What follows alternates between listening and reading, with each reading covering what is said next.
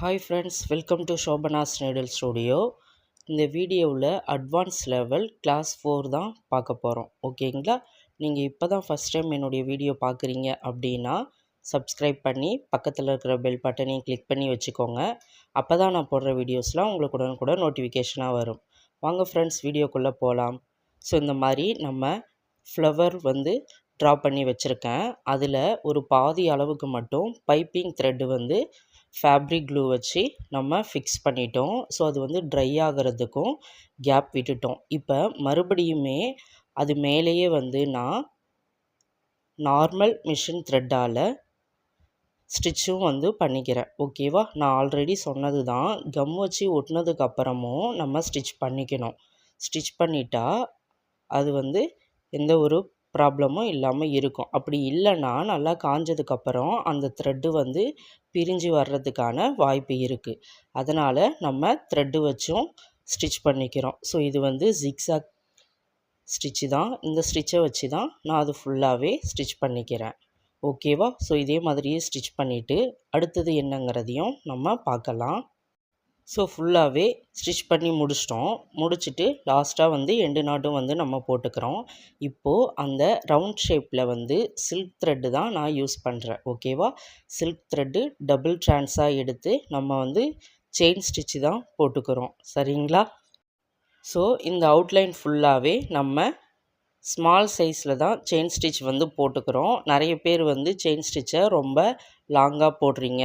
So அது first time ப்ராக்டிஸ்க்காக மட்டும்தான் நான் அந்த மாதிரி சொன்னது.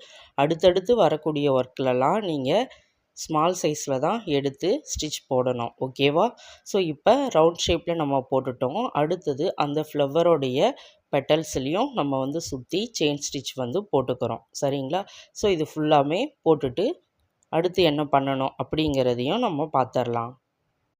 அடுத்தது இது ஃபுல்லாகவே செயின் ஸ்டிச் போட்டு ஃபினிஷ் பண்ணிட்டேன். அதுக்கப்புறமா இந்த செயின் ஸ்டிச்சுக்கு மேலேயே நான் த்ரெட்டை எடுக்கிறேன் பாருங்கள். ஸோ த்ரெட்டை ரொம்ப லாங்காக எடுத்துட்டு அதுக்கப்புறமா கீழே ரவுண்ட் ஷேப்பில் போட்டிருக்கோம் இல்லையா? ஸோ அதுக்கு மேலே நம்ம லாங்காக ஒரு ஸ்டிச் எடுக்கிறோம். அதுக்கப்புறம் அந்த ரவுண்ட் ஷேப்புக்கு உள்ளே நம்ம அந்த ஸ்மால் சைஸ் நாட் போடுறோம். ஓகேவா? ஸோ வீடியோ ஸ்கிப் பண்ணாமல் பாருங்கள்.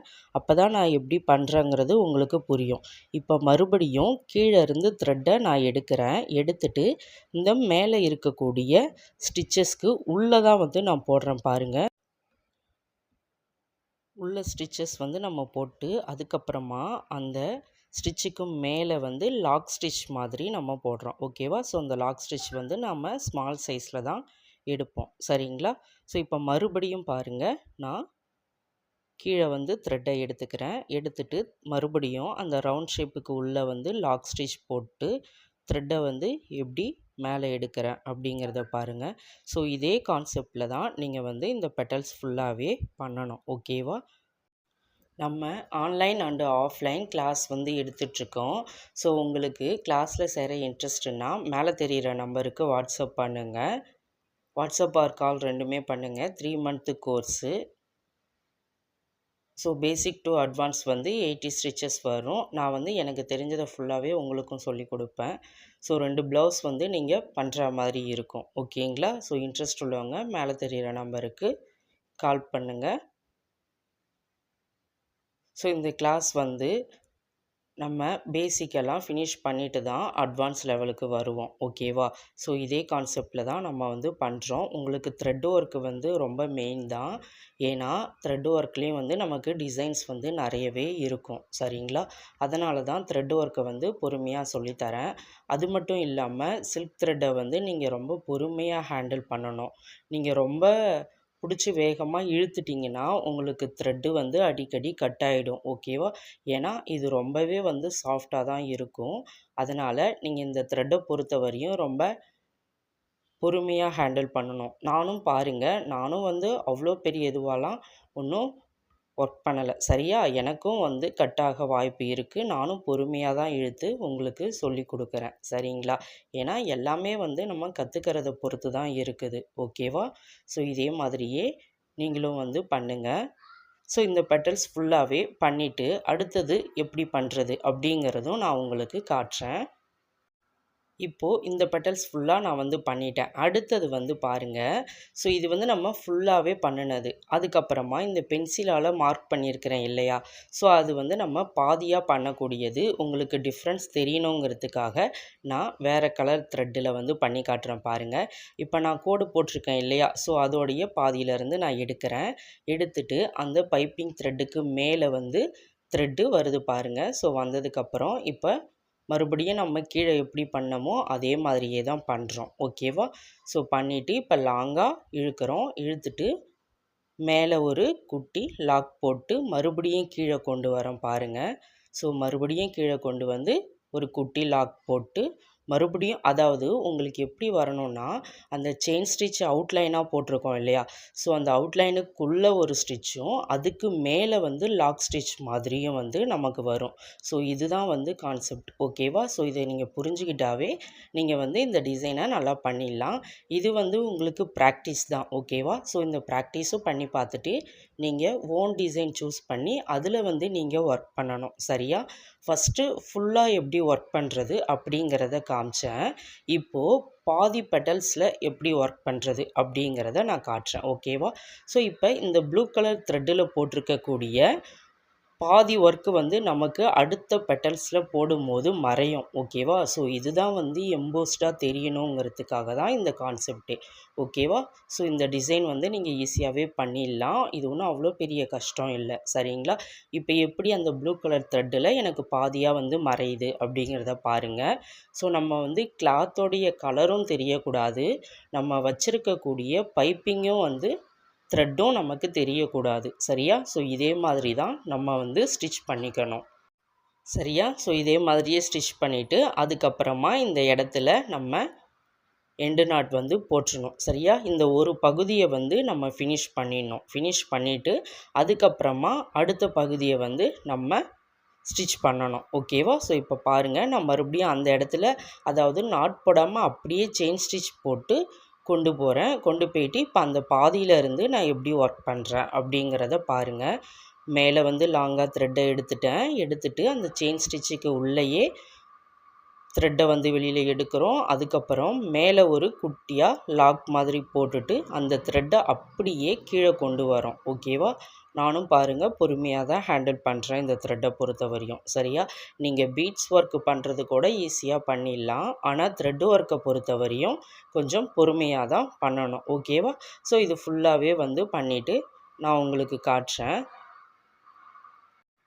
ஸோ இது ஃபுல்லாகவே வந்து நான் பண்ணிட்டேன். பண்ணினதுக்கப்புறமா வந்து இதில் வந்து நான் நாட் போடுறேன் பாருங்கள். இப்போ அந்த சைடில் இருக்கக்கூடிய இதுலேயும் வந்து நம்ம ஃபுல்லாக பண்ணணும். ஓகேவா? நீங்கள் கொஞ்சம் கூட கேப் இல்லாமல் ரொம்ப நெருக்கமாக பண்ணணும். சரிங்களா? அப்போ தான் பார்க்குறதுக்கு ஃபினிஷிங் கரெக்டாக இருக்கும். ஸோ இது பாருங்கள், பார்க்கவே ஒரு எம்போஸ்டு லுக்கில் தெரியுது. இப்போது அடுத்தது வந்து நம்ம இது ஃபுல்லாக ஃபினிஷ் பண்ணிட்டோம். இதுக்கப்புறம் உள்ள பெட்டல்ஸ்லாம் வந்து நான் ஃபினிஷ் பண்ணிவிட்டு காட்டுறேன் பாருங்கள். நாட் வந்து அவசியம் நீங்கள் போடணும். சரிங்களா? அவசரத்தில் நாட் வந்து போடாமல் விட்டுறாதீங்க. நீங்கள் பண்ணியிருக்கக்கூடிய ஒர்க்கு எல்லாமே பிரிஞ்சு வந்துடும். ஓகேவா? ஸோ இது ஒரு மாடல். அந்த பாதி ஷேப்பில் எப்படி பண்ணுறது அப்படிங்கிறது 2 மாடலில் வந்து உங்களுக்கு நான் சொல்லி கொடுத்துருக்கேன். இப்போது இது எல்லாத்துலேயுமே வந்து நான் ஃபில் பண்ணிட்டேன். பண்ணினதுக்கப்புறம் ஒரே ஒரு பெட்டல்ஸ் மட்டும் நான் விட்டுருக்கிறேன் பாருங்கள். அதில் வந்து இப்போ இந்த சைடில் இருந்து நான் எடுக்கிறேன். அந்த த்ரெட்டுக்கு எல்லோ கலர் த்ரெட் வந்து மறையிற மாதிரி எடுத்துருக்கிறேன் பாருங்கள். ஸோ அதுலேயும் வந்து நம்ம அதே கான்செப்டில் தான் பண்ணுறோம். ஓகேவா? இதில் உங்களுக்கு எதனா டவுட் இருந்துச்சுன்னா நீங்கள் கமெண்ட் பண்ணுங்கள். கண்டிப்பாக நான் ஹெல்ப் பண்ணுறேன். கிளாஸில் சேர இன்ட்ரெஸ்ட்னா மேலே தெரிகிற நம்பருக்கு வாட்ஸ்அப் பண்ணுங்கள். ஸோ இதே மாதிரியே வந்து நம்ம போட்டுக்கிறோம். அதாவது ஃபஸ்ட்டு பெட்டல்ஸில் எப்படி போட்டோமோ அந்த மாதிரி வந்து நான் கண்டினியூவாக வந்து இந்த ஸ்டிச்சை வந்து போடுறேன். ஓகேவா? ஸோ மேலே த்ரெட்டை எடுத்துக்கிறோம். எடுத்துட்டு அதுக்கப்புறமா அந்த அவுட்லைனுக்கு கீழே ஒரு த்ரெட்டை எடுத்துட்டு அதுக்கப்புறமா ஒரு லாக் ஸ்டிச் போட்டு கொண்டு வரோம். ஓகேவா? ஸோ இதே மாதிரி தான் இந்த பெட்டல்ஸை நம்ம வந்து ஃபில் பண்ணுறோம். ஓகேவா? இந்த த்ரெட்டு வந்து உள்ளே வச்சுருக்கிறதே வந்து தெரியல பாருங்கள். ஸோ இதே மாதிரி தான் நீங்கள் பண்ணணும். நான் கிளாத்தும் வந்து தெரியாத அளவுக்கு பண்ணியிருக்கேன். உள்ளே வச்சுருக்கக்கூடிய த்ரெட்டுமே தெரியாத அளவுக்கு தான் பண்ணியிருக்கிறேன். ஓகேவா? நம்ம என்ன ஒர்க் பண்ணியிருக்கிறோம் அப்படிங்கிறது மேலே தெரியாத அளவுக்கு தான் இந்த த்ரெட் ஒர்க்கை வந்து ஃபில்லிங் வந்து கரெக்டாக கொடுக்கணும். சரியா? நீங்கள் வந்து கொஞ்சம் இதாக கொடுத்தாலுமே வேஸ்ட் ஆகிடும். ஓகேவா? ஸோ இது ஃபுல்லாகவே பண்ணிவிட்டு நான் உங்களுக்கு காட்டுறேன் பாருங்கள். ஸோ இது வந்து எப்படி பண்ணணும் அப்படிங்கிறது உங்களுக்கு தெரியும். அதனால் கொஞ்சம் ஸ்பீட் வந்து நான் வச்சுருக்கேன். ஓகேவா? ஸோ இது ஃபுல்லாக ஃபினிஷ் பண்ணிவிட்டு இதுக்கு மேலே வந்து அவுட்லைனாக நீங்கள் வந்து த்ரெட் ஒர்க்கும் கொடுக்கலாம், இல்லை பீட் ஒர்க்கும் கொடுக்கலாம். சரிங்களா? நான் வந்து பீட் ஒர்க்கு வந்து சுற்றி கொடுத்துருக்குறேன். அதாவது சுகர் பீட் ஒர்க்கு தான் கொடுத்துருக்கேன். நீங்கள் வந்து உங்களுடைய க்ரியேட்டிவ்க்கு ஏற்ற மாதிரி ஒர்க்கை வந்து சேஞ்ச் பண்ணி பண்ணுங்கள். இதுக்கு வந்து கண்டிப்பாக நீங்கள் டிசைன் வந்து பண்ணணும். சரிங்களா? எந்த ஸ்டிச் பண்ணாலுமே அதுக்கு டிசைன் வந்து கன்ஃபார்மாக நீங்கள் பண்ணணும். ஓகேவா? ஸோ இப்போ பாருங்கள், நான் அவுட்லைனாக சுகர் பீடு வந்து கொடுத்துருக்குறேன். ஓகேவா? கொடுத்துட்டு அதுக்கு நடுவில் வந்து கேப் இருக்குது இல்லையா? ஸோ அதில் வந்து நான் ஃபேப்ரிக் க்ளூ வந்து அப்ளை பண்ணிவிட்டு அதில் ஒரு ஸ்டோன் வந்து ஃபிக்ஸ் பண்ணிட்டேன். ஓகேவா? ஸோ இதுதான் இதோடைய ஃபினிஷிங். சரிங்களா? இதுதான் இதோடைய அவுட்புட்டு. ஸோ உங்களுக்கு கிளாஸில் சரி இன்ட்ரெஸ்ட்னா வாட்ஸ்அப் பண்ணுங்கள். இந்த வீடியோ உங்களுக்கு பிடிச்சிருந்தா லைக் பண்ணுங்கள், ஷேர் பண்ணுங்கள், மறக்காமல் சப்ஸ்கிரைப் பண்ணுங்கள். Thank you friends.